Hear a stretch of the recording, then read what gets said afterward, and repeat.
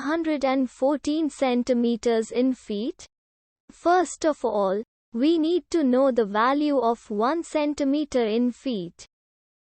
It's always 1 centimeter equals 0.03280839895 feet.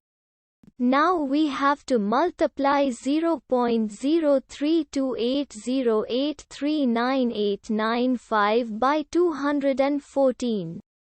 Therefore, 214 centimeters times 0.03280839895 feet equals 7.020997375 feet.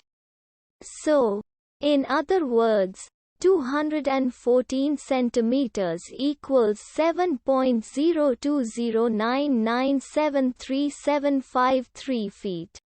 We hope you have enjoyed this video.